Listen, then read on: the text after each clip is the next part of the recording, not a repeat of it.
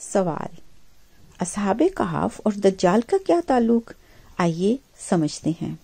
اللہ سبحانہ و تعالی نے اصحاب کہف کے واقعے میں ہمیں یہ بتایا کہ تمہارا رب ہی تو ہے جو بار بار زندگی بخشتا ہے اور بار بار مارتا ہے۔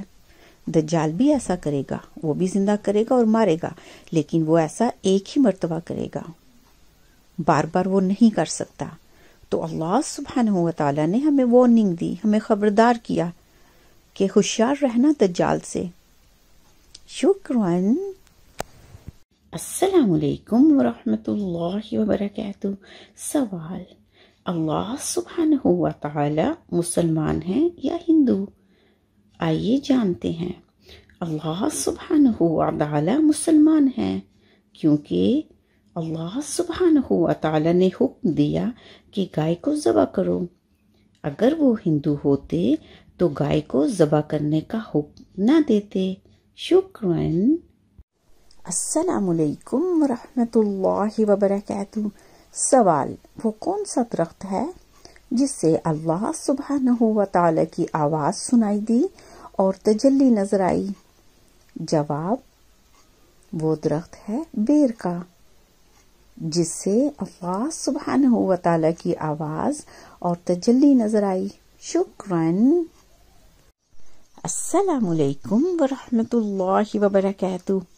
سوال: ہم دعا کے لیے اولیاء اللہ کے پاس ہی کیوں جاتے ہیں؟ وہ اس لیے کہ اولیاء اللہ نے اللہ سبحانہ و تعالی کی بات مانی اور اب اللہ سبحانہ و تعالی ان کی بات مانتا ہے۔ شکراً۔ سورۃ الکہف میں 2 باغ والے اور دجال کا کیا تعلق؟ آئیے جانتے ہیں۔ 2 باغ والے بھائی، ایک بھائی نے غرور کیا اور کہا کہ یہ باغ اس کے ساتھ ہمیشہ ہمیشہ رہے گا، لیکن باغ اس سے چھن گیا۔ دوسرے بھائی نے باغ کو صدقہ کیا اور وہ باغ اس کے لیے ہمیشہ ہمیشہ کے لیے ثواب کا باعث بن گیا۔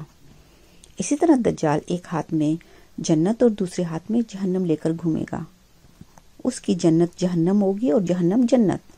اللہ سبحانہ و تعالی نے اس واقعہ سے ہمیں یہ بتایا کہ دینے والا بھی میں ہی ہوں اور چھیننے والا بھی میں ہی ہوں۔ خبردار، دجال سے ہوشیار رہنا، یہ تمہیں ہر طریقے سے دھوکے میں ڈالے گا۔ سبحان اللہ۔ شکراً۔ سوال: اللہ سبحانہ و تعالی نے کعبہ کو زمین پر کیوں بنایا؟ آئیے ایک مثال سے سمجھتے ہیں۔